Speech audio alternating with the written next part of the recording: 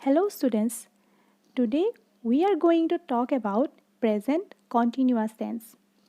Present continuous tense hoise present tenseor দ্বিতীয়টো ভাগ. Present continuous. Continue শব্দটোৰ পৰা continuous wordটো হৈছে বৰ্তমানত continue হৈ থকা অৰ্থাৎ বৰ্তমানত চলি থকা ঘটনাৰ কথা বুজাবলৈ present continuous tense ব্যৱহাৰ কৰা হয়. Now look at the sentences. I am reading a book. Second sentence is the boys are playing cricket. এই বাক্য দুটা যদি আমি চাওঁ প্ৰথম বাক্যটোত I am reading a book. ইয়াত I to subject, am to be verbৰ present form. Reading, read verbটোৰ লগত ing লাগিছে. তাৰ পাছত a book, a bookটো object. একেধৰণে second sentenceটোত the boys subject are be verb, playing verbৰ লগত ing লাগিছে. ক্ৰিকেটটো হৈছে object. গতিকে ইয়াৰ পৰা আমি গম পাম the structure of present continuous tense. Present continuous tenseৰ structure হ'ব s plus am slash is slash are plus v ing অৰ্থাৎ subject plus am is are এই তিনিটাৰ যিকোনো এটা আৰু লগতে ভাৰ্বৰ ing ৰূপ. For example, he is writing. এতিয়া ইয়াত am is areৰ কোনটো be verb হ'ব সেইটো ডিপেন্ড কৰিব subjectটোৰ ওপৰত. Subjectটো যদি I হয় তেতিয়াহ'লে তাৰ লগত am হ'ব. আনহাতে subjectটো যদি third person singular number হয় তেতিয়াহ'লে তাত is be verb ব্যৱহাৰ হ'ব. তাৰ বাহিৰে present continuous tenseৰ ক্ষেত্ৰত বাকি কেইটা subjectৰ লগত are বহিব. এতিয়া আহো ব্যৱহাৰলৈ. Uses of present continuous tense.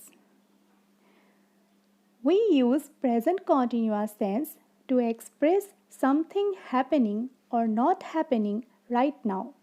বৰ্তমান সময়ত কিবা এটা ঘটি আছে বা নাই ঘটা বুজাবলৈ আমি present continuous tense ব্যৱহাৰ কৰোঁ. For example, Mira is reading a book.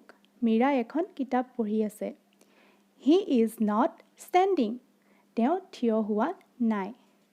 যেতিয়া ঘটনা এটা নিৰ্দিষ্ট সময়টোত ঘটি আছে বা নাই ঘটা অৰ্থত বুজোৱা হয় তেতিয়া আমি present continuous tense ব্যৱহাৰ কৰোঁ. Second use is to show that something will or will not happen in the near future. দ্বিতীয় ব্যৱহাৰটো হৈছে near futureত কিবা এটা ঘটনা ঘটিব বা নঘটিব তেনেকুৱা ধৰণৰ অৰ্থত যেতিয়া আমি এটা বাক্য লিখো বা কওঁ তেতিয়া present continuous tense ব্যৱহাৰ কৰা হয়. For example, he is meeting his friends after school.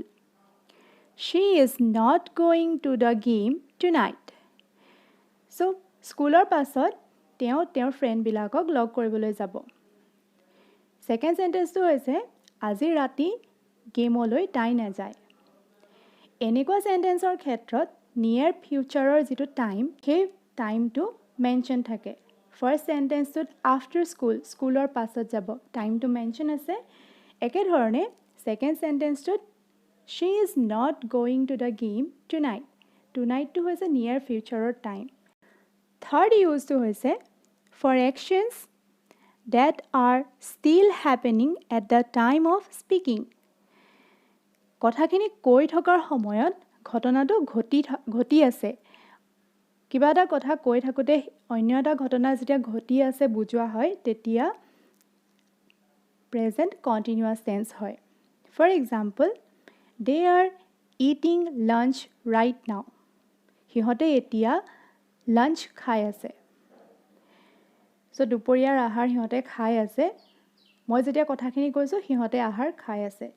So কথাখিনি কৈ থকাৰ সময়ত ঘটি থকা ঘটনাৰ কথা বুজাবলৈ present continuous tense ব্যৱহাৰ কৰা হয়. Similarly, my mother is making cake now. Fourth use of present continuous tense is to describe actions that are being repeated. বাৰে বাৰে ঘটি থকা ঘটনাৰ কথা বৰ্ণনা কৰোঁতে প্ৰেজেণ্ট কণ্টিনিউৱাছ টেন্স ব্যৱহাৰ কৰা হয় example She is constantly complaining about her sister. They are always fighting. So she is constantly complaining about her sister. তেওঁ constantly complain কৰি আছে নিজৰ sisterৰ বিষয়ে. They are always fighting. সিহঁতে অনবৰতে সদায় fight কৰি থাকে. এনেকুৱা বাক্যৰ ক্ষেত্ৰত be verb আৰু main verbৰ মাজত always, constantly আৰু forever এই শব্দকেইটাৰ যিকোনো এটা শব্দ ব্যৱহাৰ কৰা হয় Next use is when speaking about current trends. যেতিয়া current trendৰ বিষয়ে কোৱা হয় তেতিয়া present continuous tense ব্যৱহাৰ হয় For example, shopping online is growing in popularity nowadays. আজিকালি অনলাইন শ্বপিংটো খুবেই পপুলাৰ হৈছে তো এতিয়া সেইটো ট্ৰেণ্ড চলি আছে যেতিয়া কাৰেণ্ট ট্ৰেণ্ডৰ কথা কোৱা হয় তেতিয়া প্ৰেজেণ্ট কণ্টিনিউৱাছ টেন্স ব্যৱহাৰ হয় Sixth use of present continuous tense is when talking about a planned event in the future. Futureৰ কোনোবা planned event পৰিকল্পিত ঘটনাৰ কথা কওঁতে present continuous tense ব্যৱহাৰ কৰা হয় For example, we are leaving for the beach tomorrow morning. কাইলৈ ৰাতিপুৱা আমি বিচলৈ যাম The kids are arriving at 6 o'clock. So 6 o'clockত ল'ৰা ছোৱালীখিনি আহিব যেতিয়া ভৱিষ্যতৰ পৰিকল্পিত ঘটনাৰ কথা কোৱা হয় তেতিয়া তাত present continuous tense ব্যৱহাৰ হয় ইয়াৰ উপৰি কিছুমান কোৱেশ্চনতো present continuous tense ব্যৱহাৰ কৰা হয় যেতিয়া আমি কোনোবা এটা বিষয়ৰ এনকুৱাইৰি কৰোঁ তাত present continuous tense ব্যৱহাৰ কৰা হয় For example, is she laughing? Are they going?